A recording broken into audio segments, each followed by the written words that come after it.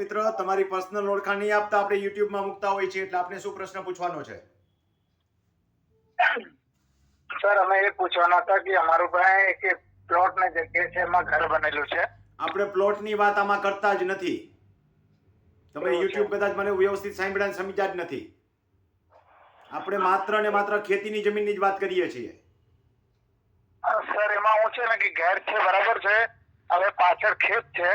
ફરીને એ જ વાત કરવી છે. પ્લોટની વાત આપણે કરતા નથી. ખેતીની જમીનનો ઇસ્યુ હોય એટલો જ પૂછો.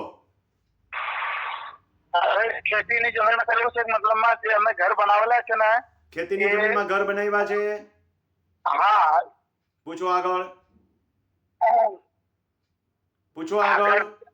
40 વર્ષ પહેલાથી એક વ્યક્તિ ત્યાં રહેતો હતો, ત્યાં ઘર બનાવીને રહેતો હતો ને મતલબમાં અત્યારે ત્યાર સુધી પંચાયતમાં જ બોલતું હતું એમ. કેટલા મકાન બનાવ્યા છે એ જમીનમાં? હું કેવું? કેટલા મકાન બની ગયા છે એ જમીનમાં? લગભગ 5-7 મકાન. 5-7 મકાન બની ગયા છે. શું કામ બનાવવા દીધા અત્યાર સુધી તમારી જમીનમાં? તમારી જમીનમાં અત્યાર સુધી મકાન 5-7 જણાને શું કામ બનાવવા દીધા? સર અમારી જમીન નથી એમ. તો તમે બીજાની જમીનમાં મકાન બનાવ્યા છે? અમે બીજાની જમીનમાં નથી મકાન તો બનાવ્યું. વિષય શું છે એ સ્પષ્ટ કયો ને. Hello sir.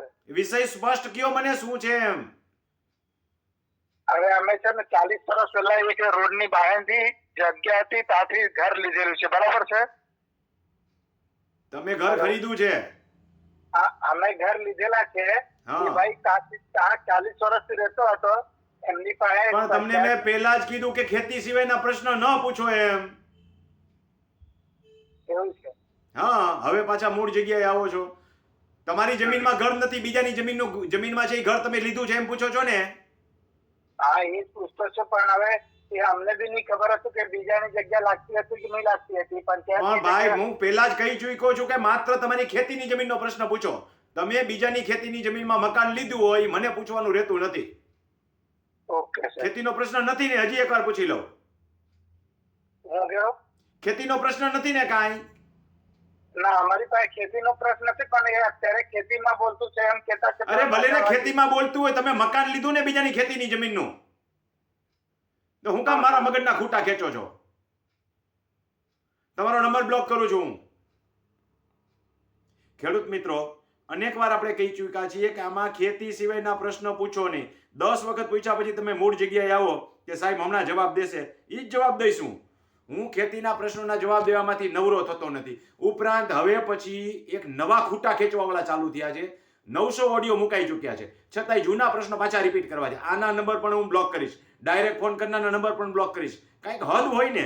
હવે ગુજરાતમાં જેમ જેમ વધારે વ્યક્તિ જોનારા છે, તો સૌને વિનંતી કે અત્યાર સુધીના ઓડિયો યુટ્યુબની અંદર તમે એક ક્લિક કરો એટલે બધા તમને સિરિયલ વાઇઝ દેખાય છે. બધામાં મેં ટાઇટલ આપેલા છે. પેલા તમે જોઈ જાઓ, નંબર હાથમાં આવી ગયા ફટ દઈને ફોન કરવો, આ યોગ્ય વસ્તુ તો નથી.